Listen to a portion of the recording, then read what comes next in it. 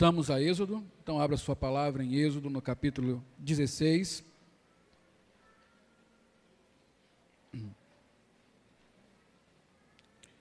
Nós vamos meditar nos versos de 1 a 12 deste capítulo do livro de Êxodo. Ao estudarmos esses versículos, na verdade nós contemplamos mais do que os versículos que nós vamos ler e nos quais vamos basear a nossa exposição. Porque o assunto do capítulo 16 é o assunto que começa a partir do verso 22 do capítulo 15, vai até o final do capítulo 17. O assunto é murmuração e a provisão de Deus. Esse é o nosso tema hoje. Murmuração e provisão. Diz assim a palavra do Senhor, Êxodo 16, de 1 a 12. Partiram de Elim, e toda a congregação dos filhos de Israel veio para o deserto de Sim, que está entre Elim e Sinai, aos 15 dias do segundo mês, depois que saíram da terra do Egito. Toda a congregação dos filhos de Israel murmurou contra Moisés e Arão no deserto. Disseram-lhes os filhos de Israel: quem nos dera tivéssemos morrido pela mão do Senhor na terra do Egito, quando estávamos sentados junto às panelas de carne e comíamos pão a fartar. Pois nos trouxeste a este deserto para matardes de fome toda esta multidão. Então disse o Senhor a Moisés: eis que vos farei chover do céu pão, e o povo sairá e colherá diariamente a porção para cada dia, para que eu o ponha à prova, se anda na minha lei ou não. Dar-se-á que, no sexto dia, prepararão o que colherem. Será o dobro do que colheram cada dia. Então disse Moisés e Arão a todos os filhos de Israel: à tarde sabereis que foi o Senhor quem vos tirou da terra do Egito, e pela manhã vereis a glória do Senhor, porquanto ouviu as vossas murmurações, pois quem somos nós para que murmureis contra nós? Prosseguiu Moisés: será isso quando o Senhor, à tarde, vos der carne para comer, e pela manhã pão que vos farte. Porquanto o Senhor ouviu as vossas murmurações, com que vos queixais contra ele. Pois quem somos nós? As vossas murmurações não são contra nós, e sim contra o Senhor. Disse Moisés a Arão: dize a toda a congregação dos filhos de Israel: chegai-vos à presença do Senhor, pois ouviu as vossas murmurações. Quando Arão falava a toda a congregação dos filhos de Israel, olharam para o deserto, e eis que a glória do Senhor apareceu na nuvem. E o Senhor disse a Moisés: tenho ouvido as murmurações dos filhos de Israel.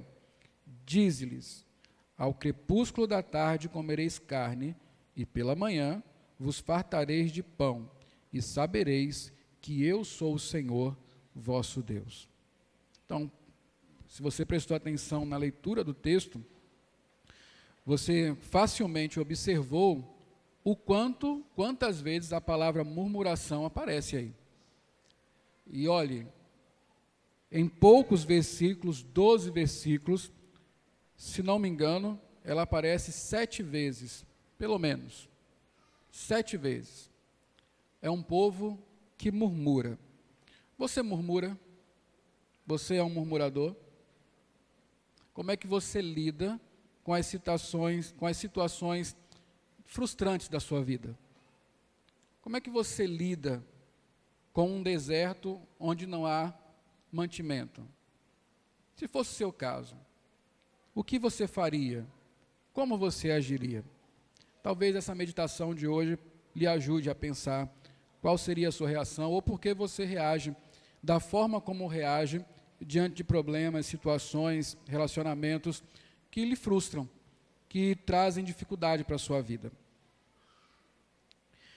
Partiram de Elim, versículo 1 diz assim: partiram de Elim, e toda a congregação dos filhos de Israel veio para o deserto de Sim, que está entre Elim e Sinai, aos 15 dias do segundo mês, depois que saíram da terra do Egito. Você tem prestado atenção nas nossas meditações em Êxodo, e você sabe que Deus tem um destino para este povo. Deus tirou o povo do Egito para quê?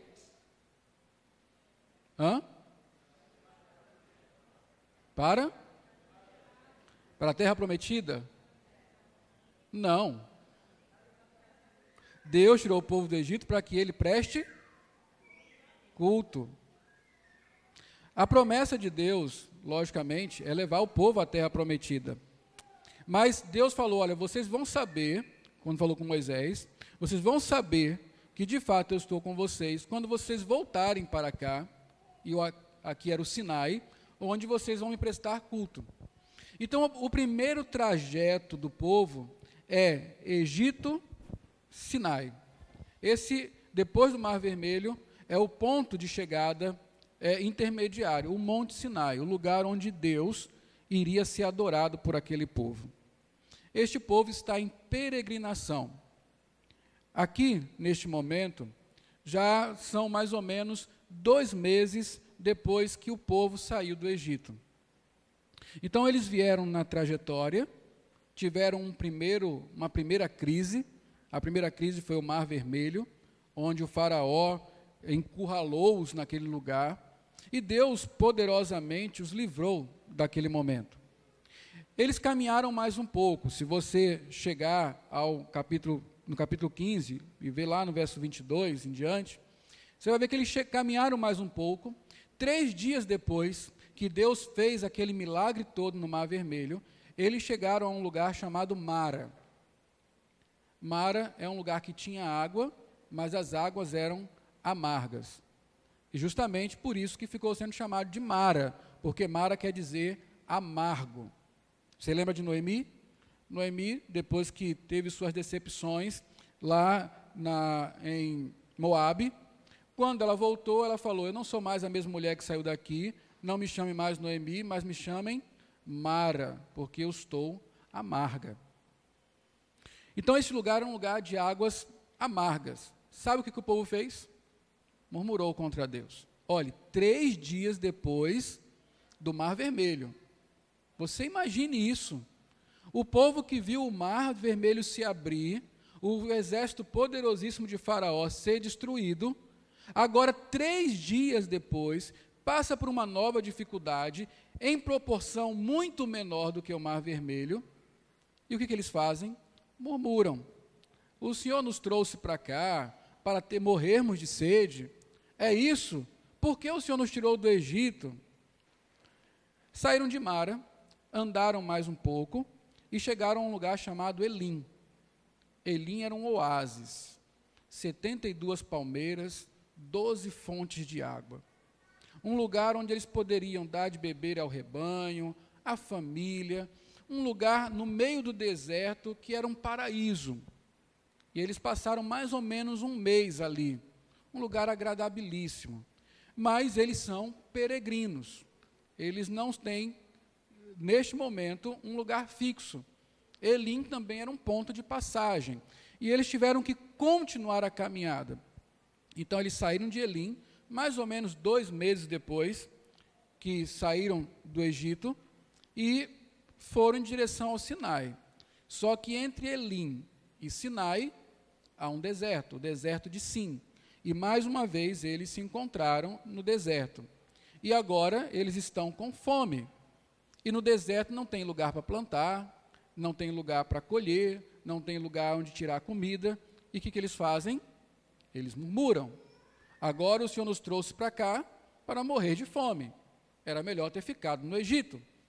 Então, só para você começar a pensar comigo, a vida peregrina, a vida cristã, ela alterna, ela não é monótona, ela alterna momentos bons e momentos ruins. Algumas vezes nós vamos estar num verdadeiro oásis, e pense assim, meus irmãos, a vida quando ela está no seu melhor, é um oásis no deserto. Porque nós estamos no deserto. Nós não podemos esquecer disto. Os momentos bons, alegres, o tempo de paz é um oásis no deserto. Isso é o especial, que pode durar muito tempo e pode durar muito pouco tempo, porque nós somos peregrinos. E como peregrinos na vida, nós temos que continuar a caminhada. E esta caminhada no deserto nos coloca em oásis, mas também nos coloca no deserto. Nos coloca em tempos de fartura e também nos coloca em tempos de escassez. Nos coloca em tempos de saúde, nos coloca em tempos de enfermidade. Nos coloca em tempos de construir, em tempos de destruição. A vida, ela tem uma alternância de momentos. A peregrinação faz isso conosco. E quando nós não temos isso em mente, nós não conseguimos entender que o natural é que nossa vida seja alternada por bons e maus momentos. Isso é o natural da vida. Então, esse povo, ele sai do Egito e a cada nova dificuldade ele reage com murmuração. Em uma peregrinação, todos os lugares são acampamentos. O que é um acampamento? Alguém mora em acampamento? Não, só sem terra, né? Acampamento é um lugar provisório. É um lugar para nós passarmos uma chuva. Lá tudo é provisório, tudo é adaptado. Nós temos que entender isso. Em uma peregrinação, os lugares onde nós estamos são meros acampamentos. Não são os lugares fixos. Alguns bons e outros ruins. Não podemos confundir esses lugares provisórios com o destino final. Ainda que saibamos que o destino é maravilhoso, o destino final é maravilhoso, precisamos aceitar que os acampamentos, às vezes, são desagradáveis. Então, muitas vezes, nós queremos que nesta vida cheguemos ao ponto final. Queremos chegar em Elim e, bom, Elim está bom, vamos ficar por aqui. Ou como lá no Monte da Transfiguração, quando Pedro falou, bom estarmos aqui, vamos fazer uma tenda, ficar por aqui. Jesus, espera aí, tem que descer, amigo. A realidade é lá embaixo, não é aqui. Esses são pontos provisórios da vida. Enquanto nós não entendermos isso, nós sempre iremos viver algumas frustrações graves e reagir de maneira pecaminosa quando nós temos que sair do oásis para novamente pisar os pés no deserto. E é sobre isso que esse texto fala. É esta falta de percepção de que a caminhada no deserto altera momentos bons e momentos ruins. E nós precisamos saber reagir de maneira correta em ambos os momentos. Os versículos de 2 a 3, você vai ver a descrição da murmuração dos hebreus. Lá em Êxodo 16, versos 2 e 3. Diz assim, toda a congregação dos filhos de Israel murmurou contra Moisés e Arão no deserto. Disseram-lhe os filhos de Israel, olha, observe só o teor desta reclamação. Quem nos dera tivéssemos morrido pela mão do Senhor, na terra do Egito, quando estávamos sentados junto às panelas de carne e comíamos pão a fartar. Pois nos trouxeste a este deserto para matar de fome toda esta multidão. A jornada tinha que continuar, eles chegaram a Elim, tiveram fome e então murmuraram. Eles murmuraram por alguma coisa ruim? Não. Eles estão murmurando, eles estão reclamando por uma necessidade que é legítima. Eles estão com fome. No deserto não tem como providenciar comida.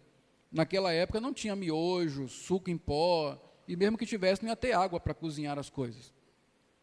Eles estavam realmente com uma necessidade legítima. Assim como nós temos nossas necessidades legítimas. E quando nós passamos por essas necessidades, nós sofremos. Nós sentimos o peso de estar sendo privado de alguma coisa que nos é legítimo. A questão aqui, queridos, não é sofrer ou sentir-se desconfortável com algo legítimo. Essa não é a questão aqui. A questão é como nós reagimos quando nós temos necessidades legítimas. Deus sempre é o Deus providente. Veja, em outro momento, eles também tiveram uma necessidade, muito mais grave do que essa.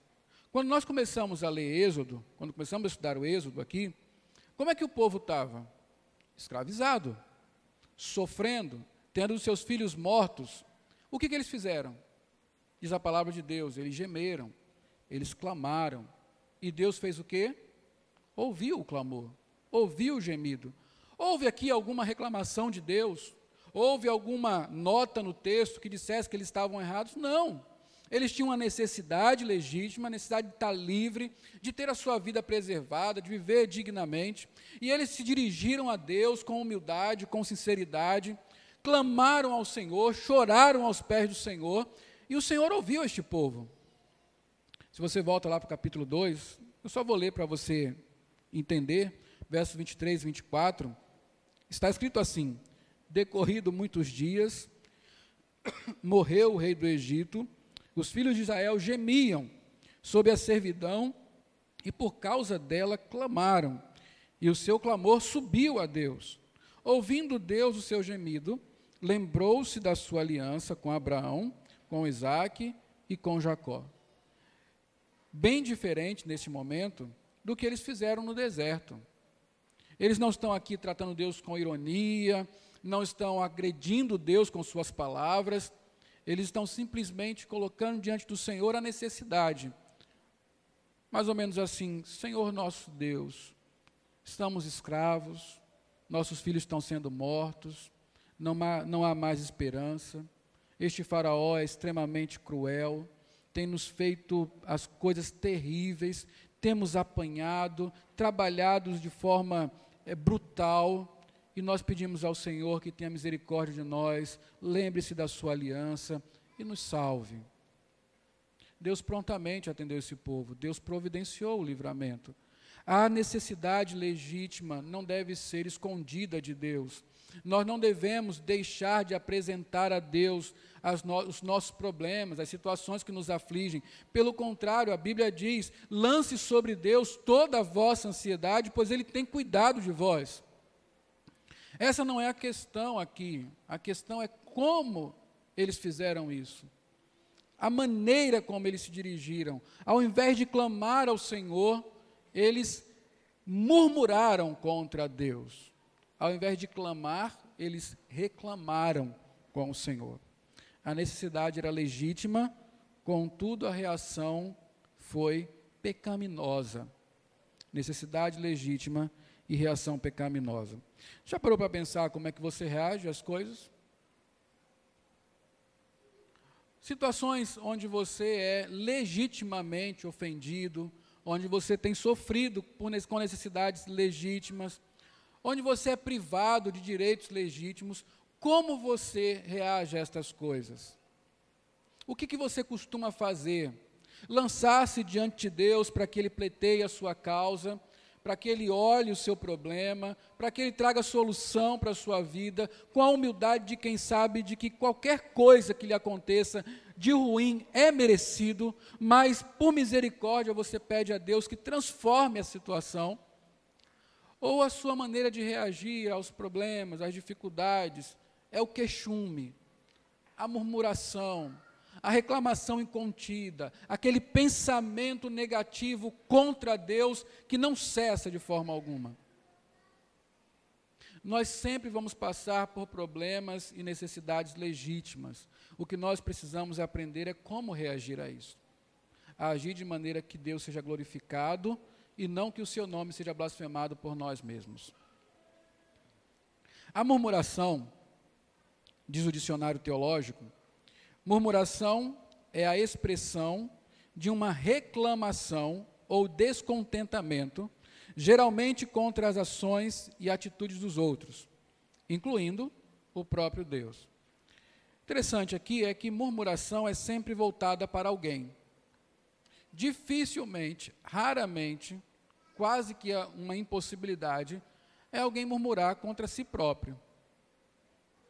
Você está no trânsito e quando vai murmurar, bateu o carro, teve que fazer uma manobra mais radical ali, você começa a murmurar. Ou então você está simplesmente num momento de rush lá e está impedido de se movimentar e você começa a murmurar. Também o prefeito não aumenta essas pistas, também esses motoristas são burros, também tem aquele leso ali que não anda mais do que deveria andar, tem uma faixa aqui que fica sendo... E os motoqueiros, então, são umas porcaria, então... É sempre contra outro. Nada contra, Júnior. Então,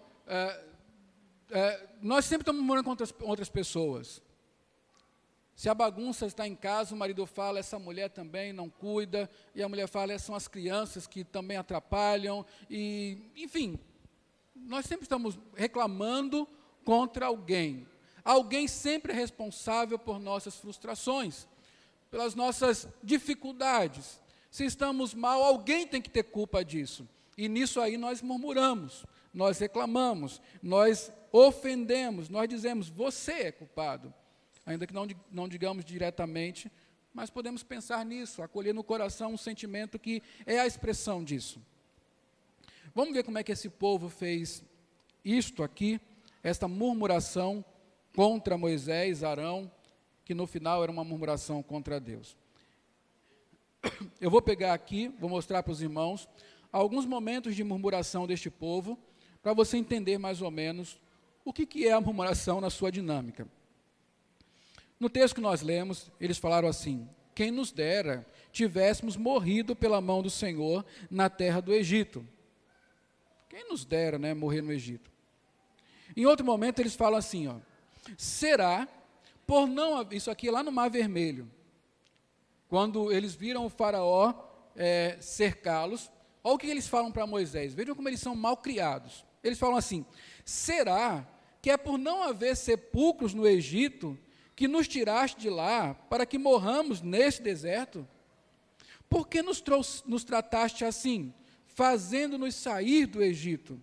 Não é isso que te dissemos no Egito? Deixa-nos para que sirvamos os egípcios, pois melhor nos fora servir aos egípcios do que morrermos no deserto. Malcriados, né? Olha outro momento de murmuração. Eles falam assim para Arão e para Moisés. Por que nos fizeste sair do Egito? Para nos matares de sede, a nós, a nossos filhos e a nossos rebanhos? Veja, eles nunca param para pensar que talvez a culpa seja deles, que talvez a situação seja assim porque é o natural do deserto. Nunca param para pensar que Deus está providenciando algo. Eles querem culpar alguém. Eles se voltam para Moisés e Arão e começam a fazer perguntas ofensivas. Por que você não tirou de lá? Para a gente morrer aqui, para morrer de sede, para nos matar? Será que não tinha sepulcro lá no Egito para nós morrermos aqui? E eles começam com esse tipo de coisa. O que eles estão perguntando aqui? Dá para entender? Qual é a pergunta deles? Qual é a grande reclamação aqui? Eles estão perguntando assim, de quem foi a ideia brilhante de nos tirar do Egito? Claro que ironicamente. De quem foi essa ideia? Quem foi que inventou essa história de nos tirar do Egito? E de quem foi essa ideia? De Deus. Eles estão murmurando, então, contra Deus.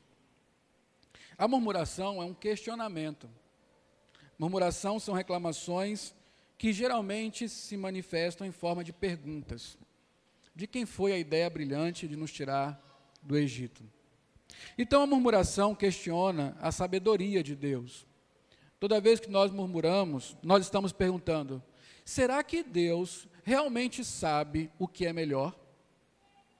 Porque sabedoria é saber o que é melhor. Deus é sábio porque Ele sempre sabe o que é melhor. Quando nós murmuramos, estamos questionando, será que Deus sabe o que realmente é melhor? É a sabedoria de Deus que está sendo questionada. Você já fez esse tipo de pergunta? Você já parou para questionar Deus a respeito se o que Ele sabe realmente como conduzir a sua vida de maneira melhor? A murmuração questiona o amor de Deus. Então, quando murmuramos, e aquele povo estava perguntando, será que Deus está fazendo o que é melhor para nós? Veja, olha a pergunta deles. Será por não haver sepulcros no Egito que nos tiraste lá para morrermos no deserto? Eles estão perguntando, será que Deus realmente está fazendo o que é melhor? Deus nos tira do Egito para nos matar no deserto? Ou então eles perguntam, para nos matares de sede, a nós, a nossos filhos e a nossos rebanhos? Será que Deus realmente está fazendo o melhor?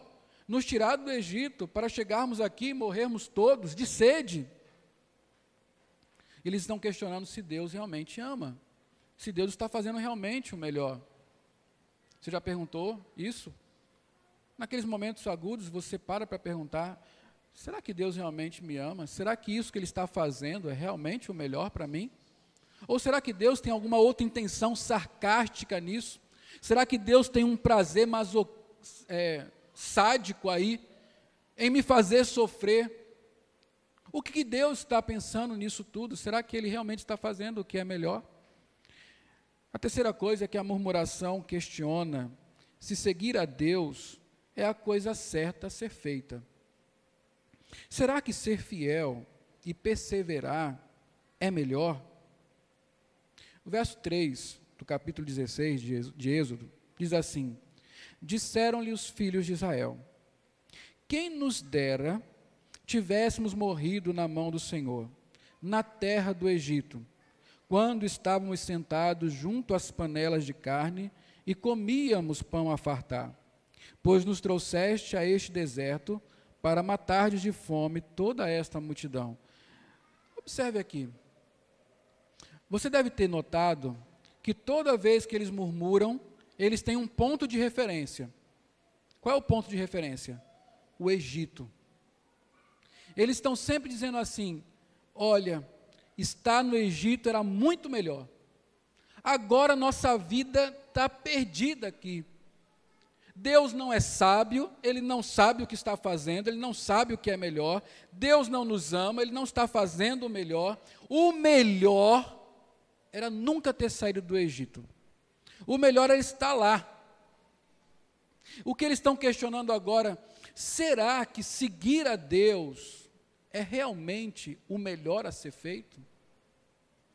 Será que continuar em perseverança, em fidelidade, será que continuar a peregrinação é de fato a melhor coisa a ser feita? Na mentalidade deles estavam dizendo assim, não, melhor era nunca ter saído do Egito. O que aquele povo era no Egito? Escravo. Agora, olha como eles descrevem o estado deles no Egito. Não é estado de escravo. Eles dizem assim, primeiro eles dizem, sentados junto a panelas de carne.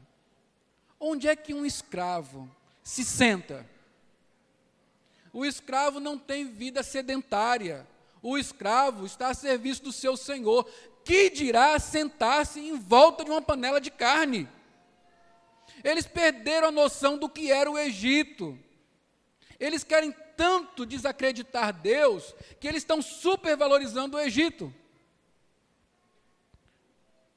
Panelas de carne, comíamos pão a fartar.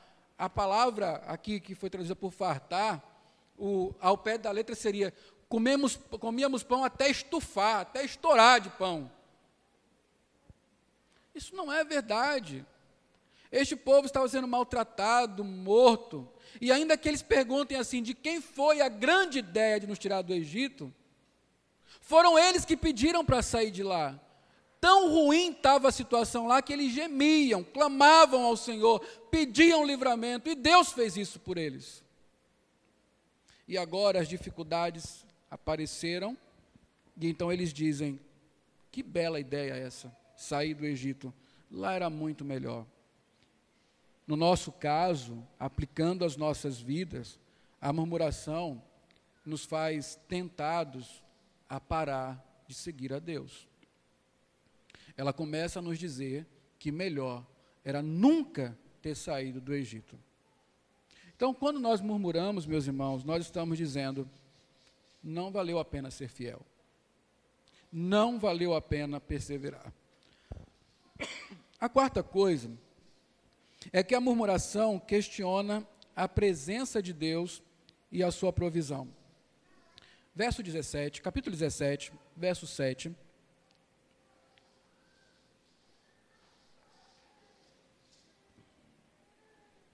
Veja o que está escrito aí. E chamou o nome daquele lugar de Massá e Meribá. Aqui é uma outra situação, quando mais tarde eles continuam a caminhada, chegam a esse lugar e lá não tem água. Então Moisés tira a água da rocha. Eles mais uma vez murmuram diante do Senhor. Então diz o texto, e chamou o nome daquele lugar Massá e Meribá, por causa da contenda dos filhos de Israel, e porque tentaram o Senhor, dizendo, olha o que eles disseram aí, está o Senhor no meio de nós ou não? A murmuração, então, nos faz questionar, Deus está comigo? Deus está cumprindo a sua promessa de que jamais me deixaria? O Senhor está sendo o meu provedor? O Senhor está se lembrando de mim? É interessante a teologia da prosperidade. A teologia da prosperidade, ela tem esta nuance de, em alguns momentos, fazer a pessoa, como é que se fala? Chamar a atenção de Deus. Então Deus está lá distraído, cuidando do céu, dos anjos, conversando lá com a multidão celestial, esquecido de suas obrigações. E por causa disso, algumas pessoas estão sofrendo, algumas pessoas estão sendo privadas de suas bênçãos. Algumas promessas que Deus fez não estão sendo cumpridas porque Ele simplesmente abstraiu do mundo. E aí você faz algumas coisas, você cria alguns mecanismos aqui na terra para chamar a atenção de Deus. Oh Deus, eu estou aqui, me ajude por favor, cumpra aquilo que você disse. A Bíblia, isso é a murmuração, o descontentamento é tão grande que nós começamos a pensar, bom, Deus não está comigo, eu estou só neste momento. Deus se esqueceu de mim, Deus me abandonou, Deus me deixou só, Deus me deixou a minha própria sorte. Ele se importa com muita gente, mas comigo não. A murmuração provoca tudo isso. A murmuração tem seu fundamento em todos esses questionamentos a respeito de Deus. É por isso, meus irmãos, que a murmuração, qualquer uma, é sempre contra Deus. Você pode murmurar contra o governo, murmurar contra seu marido, contra sua esposa, contra seus filhos, contra Moisés, contra Arão, contra o pastor. Você pode murmurar, ela sempre será contra Deus. Êxodo 16, 8. Êxodo 16, 8, nos mostra justamente isso. Prosseguiu Moisés. Será isso quando o Senhor à tarde vos der carne para comer e pela manhã pão que vos farte. Porquanto o Senhor ouviu as vossas murmurações, que vos queixais contra ele. Pois quem somos nós? As vossas murmurações não são contra nós, e sim contra Deus.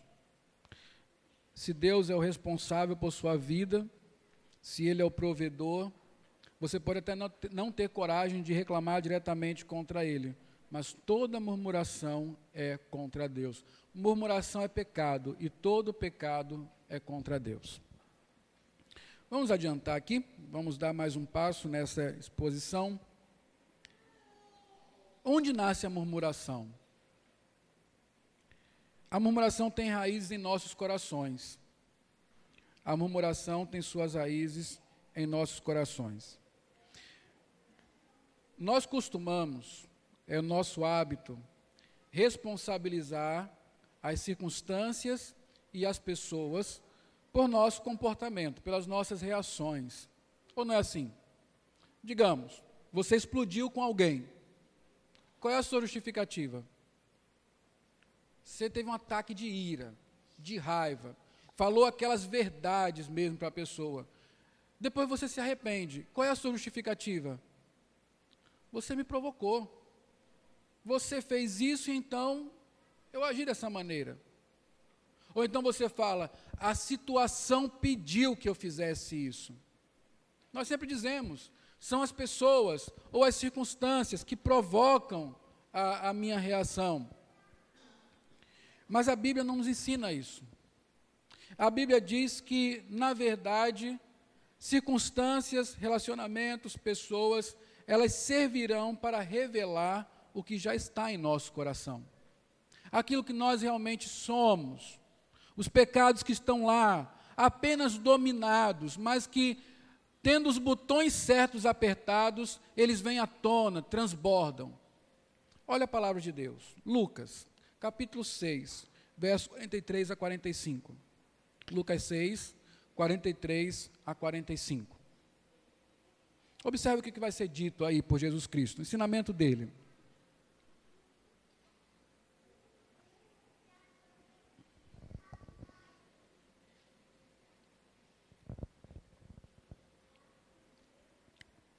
Leia comigo. Lucas 6, 43 a 45. Não há árvore boa que dê mau fruto, nem tampouco árvore má que dê bom fruto. Porquanto cada árvore é conhecida pelo seu próprio fruto, porque não se colhem figos de espinheiros, nem dos abrolhos se vidimam uvas. O homem bom, do bom tesouro do coração, tira o bem, e o mal, do mau tesouro, tira o mal, porque a boca fala do que está cheio o coração. Olhe, Jesus usa uma metáfora entre raiz e fruto. O fruto está intimamente ligado à sua raiz. Essa semana postaram a foto de uma jaca no Facebook. E anunciavam com muito entusiasmo, está chegando o tempo dela. Eu ia excluir essa pessoa do meu perfil. Não tem como transformar uma jaqueira em uma mangueira. Não tem como transformar cajueiros em pé de pinha. Não tem como. Um cajueiro, infelizmente, sempre vai dar caju. Nunca vai dar pinha. A raiz está sempre ligada, o fruto é o resultado da raiz. Então, Jesus usa essa metáfora para falar que o nosso comportamento, a maneira como nós reagimos às situações da vida, não é provocado, não nasce nas circunstâncias, mas eles já estão lá em nosso coração. E apenas as circunstâncias trouxeram isso à tona. Ou seja, o homem bom, do bom tesouro do seu coração, tira o bem. O homem mau, do mau tesouro do seu coração, tira o mal. E a boca fala do que o coração está cheio. As nossas palavras, sobretudo em situações de pressão, são o nosso coração transbordando. É o nosso coração se revelando. A árvore produz fruto, diz Paul Tripp, e o coração, comportamento. A árvore produz fruto e o coração, comportamento. Paul Tripp é um autor na área do aconselhamento bíblico, e ele fala o seguinte sobre esse texto: culpamos as pessoas e as circunstâncias por nossas ações e palavras. Aqui, Cristo chama a que humildemente assumamos nossa responsabilidade por nossos comportamentos. Ele chama para admitirmos que relacionamentos e circunstâncias são apenas ocasiões nas quais os nossos corações se revelam. A questão, queridos, não são as circunstâncias, a questão é o nosso coração. O que quero dizer, aplicando ao que nós estamos estudando, é: nós murmuramos porque há um problema em nosso coração. Eles não murmuraram porque estavam no deserto. Eles não murmuraram porque a situação era difícil. Eles não murmuraram porque estavam com sede ou com fome. Essa não era a questão. Eles murmuravam porque havia um problema no coração deles. Pessoas que passam por situações semelhantes de pressão não reagem da mesma forma. Então, o problema não é a circunstância, o problema é a pessoa, é o coração. E aí eu quero que você pense nisso. A murmuração é o fruto. E onde é que está a raiz? No coração. Por que nós murmuramos? Por que aquele povo murmurou? Por que nós murmuramos quando somos pressionados? Por que nós agimos de uma maneira inadequada quando a situação é difícil? Eu alistei aqui alguns problemas que podem estar no coração, que tem como fruto murmuração. A murmuração é o fruto cujas raízes estão provavelmente em um coração ingrato. Um coração que não sabe agradecer a Deus. Um coração que não contabiliza as bênçãos, somente acumula mágoas, decepções, frustrações. Um coração que não sabe olhar em volta e dizer: Senhor, muito obrigado. Eu não mereço nada e o Senhor me dá tudo. A murmuração revela o pecado da ingratidão residente no coração. Um coração insatisfeito. Um coração que não se farta. E quando eu falo coração, não é uma entidade fora da gente, o coração somos nós, em essência. É o que eu sou realmente. É uma pessoa ingrata, insatisfeita, melhor dizendo. Nada lhe basta, nada lhe é suficiente. Ela está sempre desejando o próximo, desejando o que vem adiante, desejando o próximo a conquista, a próxima aquisição.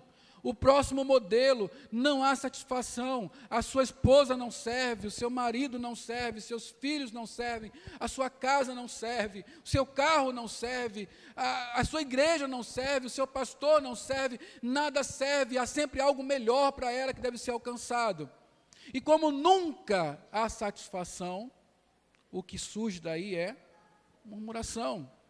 Eu deveria ter o melhor, eu deveria ter o próximo, mas eu não tenho. Está errado isso, alguém é culpado por isso. Insatisfação. Talvez esconda o pecado da inveja, o coração invejoso. Como murmuramos quando, Salmo 73, por que os gentios prosperam? Por que seus filhos são gordos? Por que eles são sadios? Por que nada de ruim acontece a eles? E nós murmuramos muito quando estamos incomodados com o bem-estar do outro. Quando o outro está bem, é uma razão não de eu ser grato, mas de eu murmurar. Só ele tem isso. Só ele tem isso. Ele tem a melhor grama, ele tem a melhor esposa, ele tem o melhor carro. O Senhor olha para ele, não olha para mim. O Senhor é benigno com ele. Comigo não. A inveja produz murmuração. Talvez as pessoas murmurem por inveja, por olharem para o outro como sempre indigno de ter o que tem, e você, que deveria ter, é privado disso. Um coração vaidoso. O coração vaidoso acha que tudo de melhor devia ser seu. Ele deveria estar em destaque. As pessoas deveriam reconhecê-lo. É aquela sede por aprovação, aquele desejo pelo elogio. E quando isso não acontece, murmuramos. Mas ninguém me reconhece. Mas ninguém dá um obrigado para mim. Mas ninguém me faz um agrado sequer. Ninguém me merece. As pessoas simplesmente não sabem me ter. Elas não são dignas de mim. E você murmura contra as pessoas, e na verdade está murmurando contra Deus, porque você acha que o próprio Deus não reconheceu o seu valor. Então você murmura, se o seu coração é vaidoso. Egoísta. Por que eu tenho que dividir o que eu tenho? Por que eu não posso ter tudo para mim? Por que eu não posso ser o centro? Por que eu não posso ser feliz? Porque tudo não é para mim. Egoísmo. Preguiçoso. Você já viu como gente preguiçosa murmura? Esse é um povo que gosta de murmurar, né? A Provérbios tem um lá que eu gosto muito, é assim, que o preguiçoso diz: tem um leão lá fora. Ô preguiçoso, vai ali comprar pão. Não, mas já vai ter um leão lá fora, eu não vou lá. Se eu for, para que eu vou sair da minha rede? Para morrer na boca do leão? Talvez seja preguiça mesmo. Preguiça é um pecado grave. E quando você é chamado para sair da sua zona de conforto, continuar a sua peregrinação, fazer o que tem que fazer, ser instrumento, então você murmura, porque eu? Manda outro. Porque eu? Tanta gente desocupada, logo eu aqui. Tanta gente querendo fazer, vai falar logo comigo. E um coração amargurado, você vem acumulando na sua vida aí, perdões que não foram concedidos, relacionamentos que não foram reconstruídos, frustrações que não foram resolvidas, recalques dos quais você não se desfez. Isso gera mágoa, isso gera rancor, isso faz você ser uma raiz de amargura. Sabe o que é uma raiz de amargura? É aquela pessoa que, além de ser ela mesma uma mara, amargurada, ela transfere a amargura para todo mundo. Ela não consegue conversar com você sem azedar a sua vida. Você chega com alegria, planos, e a pessoa fala, isso não vai dar certo, não se mete com isso. Eu já tentei, e olha, o que você vai colher é mais frustração. Ela murmura o tempo todo, porque não resolveu problemas no coração. Um coração mundanizado. A pior coisa é aquele cara que ele está na igreja, mas ele é mundano. Então ele reclama de tudo na igreja, porque nada presta. Porque na verdade ele queria que a igreja fosse o mundo, e a igreja nunca vai ser o mundo se Deus quiser e ele não quer. Então a igreja nunca vai prestar para ele. A igreja não faz isso, a igreja não faz aquilo.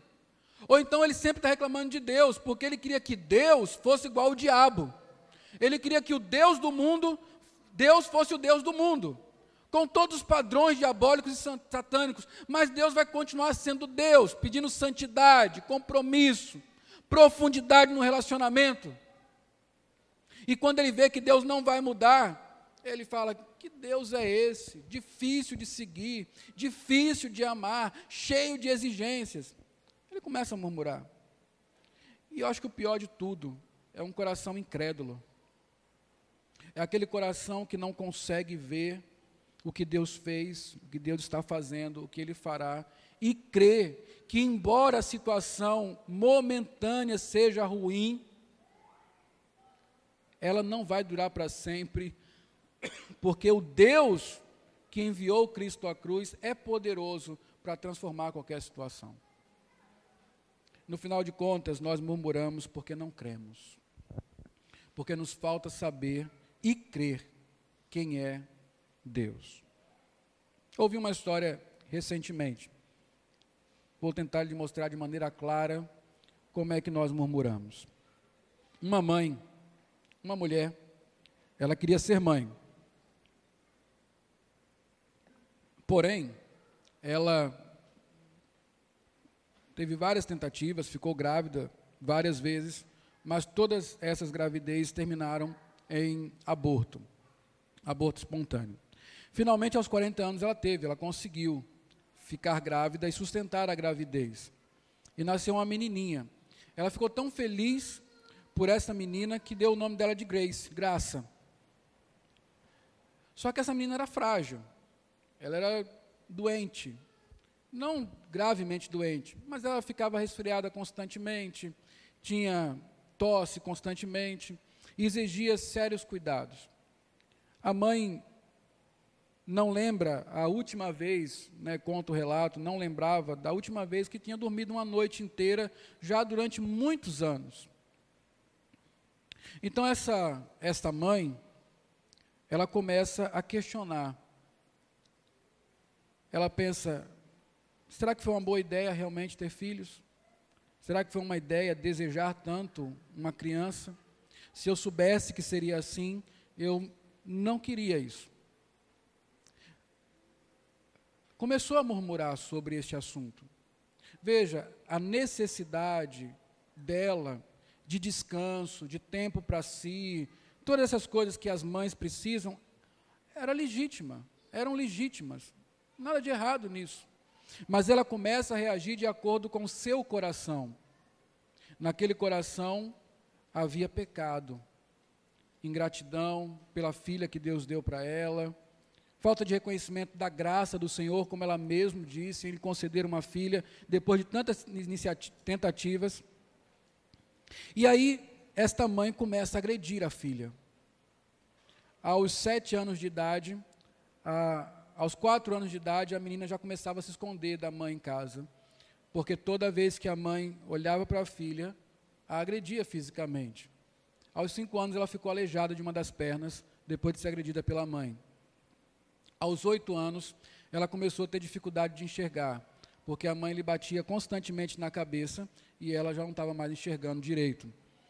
Escondeu isso, porque temia que, se dissesse para a mãe que estava com problemas na visão, ela seria mais agredida ainda. Aos 9 anos, já com grandes dificuldades na visão, quase sem enxergar, sem ter contado para ninguém isso, ela foi para a escola de manhã. No meio da aula, alguém lhe chama para ir à secretaria. E chega lá, tem uma senhora que ela não conhecia, com uma mala, as suas roupas dentro, levou-a para uma escola interna para cegos, e desde então ela nunca voltou para casa. O seu último contato com a mãe, se é que houve, foi naquela manhã. Tudo isso aconteceu, meus irmãos, porque uma mãe insatisfeita, com necessidades legítimas, reagiu pecaminosamente contra Deus e contra sua filha. A murmuração não é apenas a queixa, a reclamação, mas pode ser a ira incontida que leva à agressão, o pensamento que não sai da mente, de estar sendo injustiçado, de Deus estar esquecido, de ingratidão mesmo, de blasfêmia do nome do Senhor. A questão é como é que nós reagimos de fato. Há um dia difícil. Quando você tem um dia difícil, não estou falando de grandes problemas, mas quando você tem um dia frustrante, como é que você reage? Que pensamentos você tem? Por que será que quando você tem um dia frustrante, com muito mais facilidade, você se ira contra as pessoas? Você fala mais brutamente. Você trata pior os seus filhos, trata pior o seu namorado, trata pior o seu vizinho. Por quê? Porque, na verdade, lá no seu coração está sendo a raiz do pecado, está produzindo o fruto, que quando se extrapola, se transforma em palavras de murmuração, agressivas contra as pessoas e contra Deus. É por isso que aquelas pessoas no deserto murmuraram, e é por isso que nós murmuramos. A murmuração é o nosso coração se revelando inadequadamente diante de circunstâncias e relacionamentos que nos são desagradáveis e frustrantes. Você sabia que a frustração não justifica o seu pecado? Um dia difícil não explica e nem lhe justifica o pecado. O fato de você estar com uma noite mal dormida não justifica o seu pecado. O fato de uma pessoa ter lhe agredido não justifica o seu pecado. O seu pecado tem raiz no seu coração. E você precisa colocar o seu coração diante de Deus, para não ser um murmurador. Olha que coisa maravilhosa. Vou mostrar que o coração é de fato a razão de nós pecarmos. Jesus Cristo não murmurou. Fala que ele foi para a cruz como uma ovelha. Como? Uma ovelha muda. Ele não abriu a sua boca. Interessante isso, né? A Bíblia fala que Jesus deu graças em vários momentos. Um deles é quando ele faz o milagre dos pães e peixes, a multiplicação. E um deles eram 5 pães e 2 peixes. Jesus não tinha feito o milagre ainda, ele não tinha multiplicado, mas tinha uma multidão de mais de 3.000 pessoas para comer. Ele pega 5 pães, 2 peixinhos e dá graça por eles, antes de os multiplicar. Ou seja, ele podia dizer: rapaz, coisa boa meu pai me fez agora, me coloca aqui no meio de uma multidão, não manda provisão, não me dá um tique refeição, e aqui tem 5 pães e 2 peixinhos, grande coisa. Ele pega esses 5 pães, 2 peixinhos e fala: Senhor, muito obrigado pelo alimento que nós temos nessa tarde. E ele distribui. E Deus, com a sua provisão, fez dar. Outra vez que ele dá graças é quando ele parte o pão com os seus discípulos na ceia. E aquele pão simbolizava o quê? O corpo moído do Redentor. Ele pega o pão e dá graças. Jesus não murmurou em forma alguma. Mas ele teve uma mesma experiência que Israel teve no deserto. Mateus 4, de 1 a 4, abra sua Bíblia.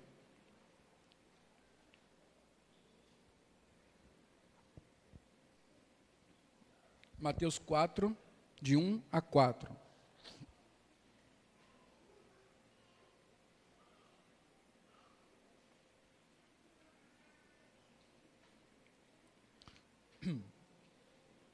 Está escrito assim: a seguir, foi Jesus levado pelo Espírito ao deserto. Olha o propósito aí de que Jesus, para que Jesus foi ao deserto. Para ser tentado pelo diabo, para ser provado, para ser tentado pelo diabo. E depois de jejuar 40 dias e 40 noites, teve fome. Ele está no deserto, está sendo provado, teve fome. Bem parecido com o que aconteceu com Israel. Então, o tentador, aproximando-se, lhe disse: se és filho de Deus, manda que estas pedras se transformem em pães. Jesus, porém, respondeu: está escrito, não só de pão viverá o homem, mas de toda a palavra que procede da boca de Deus. Eu fico pensando em Jesus aqui, né? Porque os judeus lá estavam dizendo, era melhor não ter saído do Egito. Agora Jesus deixou a sua glória, ele deixou o céu, e aqui ele está há 40 dias sendo tentado, sendo provado. Tentação e provação são a mesma coisa, só que em mãos diferentes. A tentação é quando o diabo, em meio à prova, tenta nos fazer cair. A aprovação é quando Deus, em meio à prova, nos quer ensinar para que nós prossigamos para o alvo. Então, aquilo que é a tentação, ele tanto pode ser a prova nas mãos de Deus, quanto a tentação nas mãos do diabo. O deserto foi uma prova. Tanto o diabo estava tentando Cristo a que desistisse, como Deus estava provando para mostrar a sua fidelidade. Então ele teve fome e o diabo lhe ofereceu comida, de uma forma bem sugestiva. Ele falou assim, o se aqui no grego não é uma dúvida não. O se aqui no grego é como se fosse mais ou menos assim, olha, você é filho de Deus. Uma vez que você é filho de Deus, transforme as pedras em pães. Você não é um filho de Deus, rapaz. Transforme as pedras em pães, acabe com esse tormento. Então Jesus fala, não só de pão viverá o homem, mas de toda a palavra que procede da boca de Deus. De onde Jesus tirou isso? Das palavras de Moisés, ditas ao povo no deserto. Naquela circunstância em que eles, sendo tentados, disseram, era melhor voltar para o Egito. Lá Moisés ensinou, o homem não vive do pão, o homem vive da palavra de Deus. O Salmo 33 diz assim, os céus por sua mão se fizeram, e pelo sopro de sua boca o exército deles. Pois ele falou, e tudo se fez. Ele ordenou, e tudo passou a existir. O que traz vida não é o pão, é a palavra de Deus.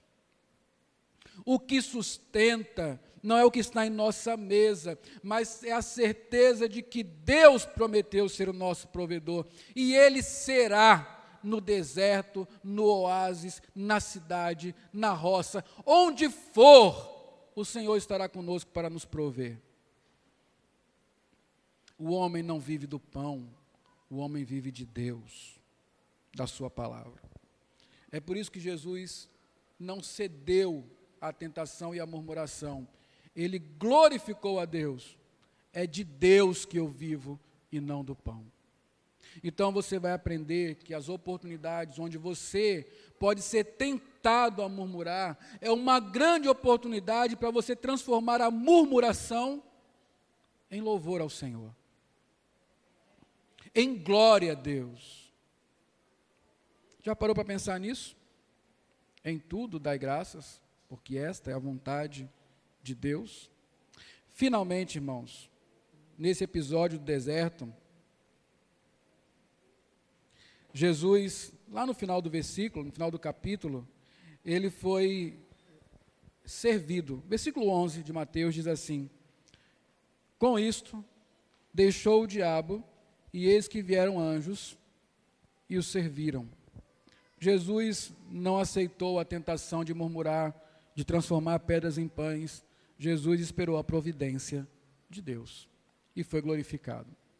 Êxodo 16, voltando lá para o nosso texto, para nós encerrarmos, versos 11 e 12, finalzinho do texto que nós lemos.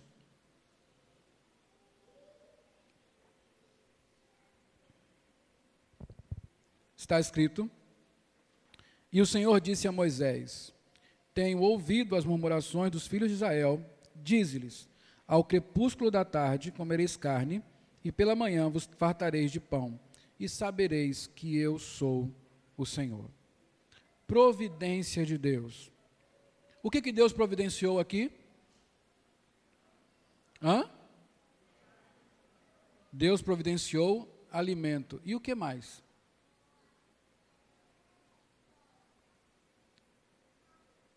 Está vendo? Quando a gente só pensa em Deus providenciando as coisas boas, quando nós passamos pelas más, nós murmuramos. Quem os levou ao deserto? Quem providenciou o deserto? E por que eles sentiram fome? Porque estavam no deserto. Quem providenciou a fome? E quem providenciou a comida? A providência de Deus é para a sua glória. Deus providenciou o deserto. Deus providenciou a fome. Deus providenciou a comida. Tudo isso com um grande propósito. Deus queria conhecer o coração daquele povo.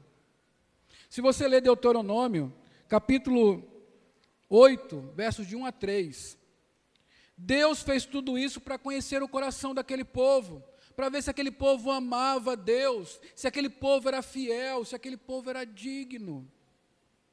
Por que você passa por dias frustrantes? Por que você tem que conviver com relacionamentos que não lhe agradam? Por que você tem que passar por situações difíceis? Porque Deus está mostrando o seu coração. Nós costumamos ser muito arrogantes. Quem aqui pensa que lá no coração é tão mal assim? Quando tudo está bem, nós somos simpáticos, nós rimos, nós distribuímos dinheiro, nós nos abraçamos, nós nos beijamos, é tudo muito bom. Agora, quando a coisa aperta, o verdadeiro eu aparece. Aí nós mostramos quem somos mesmos. A generosidade cai, o humor cai, as palavras brandas desaparecem. O que se reflete é o que está lá no coração, e isso Deus faz para nos mostrar quem somos de verdade. Para o nosso bem, porque sabendo quem nós somos, podemos ser tratados. É por isso que Deus providencia deserto, é por isso que Deus providencia fome, é por isso que Deus providencia a comida que sacia a fome. Deus providencia o deserto, a fome, a comida, para que saibamos que o nosso Deus é fiel à aliança que fez conosco e à sua palavra, e que a sua palavra nos basta. 3 aplicações para nós encerrarmos. A primeira delas, óbvia: não murmure. Se aproprie da palavra de Deus. O homem vive da palavra de Deus, não do alimento. Não murmure. Se aproprie da palavra de Deus. Paulo fala assim: não murmureis como alguns deles murmuraram e foram destruídos pelo exterminador. Eles estão falando lá, Paulo está se referindo ao Egito, ao deserto. Estas coisas lhes sobrevieram como exemplos. Olhe para eles. E foram escritas para advertência nossa, de nós, outros sobre quem os fins dos séculos têm chegado. Aquele, pois, que pensa estar em pé, veja que não caia. não vos sobreveio tentação que não fosse humana, mas Deus é fiel e não permitirá que sejais tentados além das vossas forças. Pelo contrário, juntamente com a tentação, vos proverá livramento, de sorte que o possais suportar. Não há por que murmurar, o Senhor providenciará. Se aproprie das promessas de Deus, da palavra do Senhor, e você não terá razão para murmurar. Você vai ver que tudo aquilo está sendo muito bem dimensionado por Deus para o seu bem, ainda que você não compreenda. Não ceda à tentação de murmurar, louve a Deus, glorifique-o no deserto. Segunda, olhe para a providência de Deus na cruz e você saberá quem é o nosso Deus. Romanos 8,32, Paulo diz assim: aquele que não poupou o seu próprio filho, antes por todos nós o entregou, porventura não nos dará graciosamente com ele todas as coisas. A questão é, olhe para a cruz. Você está passando por um momento difícil, você está duvidando realmente se Deus vai cumprir a sua promessa, você está duvidando que Deus pode providenciar para você em sua necessidade. É o seguinte, olhe para a cruz. O que Paulo está dizendo, olha, Deus não poupou, Ele não poupou o próprio Filho. Isso é uma promessa que Ele fez lá em Gênesis, quando diz, haverá um que esmagará a cabeça da serpente. Ele disse que enviaria, e Ele enviou, Ele não poupou o próprio Filho. Ele vai lhe negar o quê? Essa é a questão. Você olha para a cruz e sabe que o Deus que entregou o seu Filho, o ressuscitou dos mortos, Ele tem poder para suprir qualquer coisa em sua vida. Você não precisa desesperar-se, você não precisa murmurar, você tem que louvar a Deus, porque tudo está pronto. A promessa está cumprida na cruz. Olhe para a cruz e você verá quem é Deus. Não há por que duvidar do seu amor, da sua sabedoria, do seu bom propósito, de que Ele está com você. Se Ele prometeu isso, isso é verdade. Finalmente, seja grato. Em tudo dai graças, porque esta é a vontade de Deus em Cristo Jesus para convosco. Em tudo dai graças. Há alguma brecha nessa lei aqui? Não. Dizem que toda regra tem exceção. E a Bíblia é a exceção a essa regra de que toda regra tem exceção. Nela não há exceções. Em tudo dai graças. Tudo dai graças. Por quê? O deserto, Deus providenciou. A fome, Deus providenciou. E se não providenciou ainda, Ele vai providenciar a comida. Em tudo dai graças. Essa é a vontade de Deus. Louvado seja o nome do Senhor.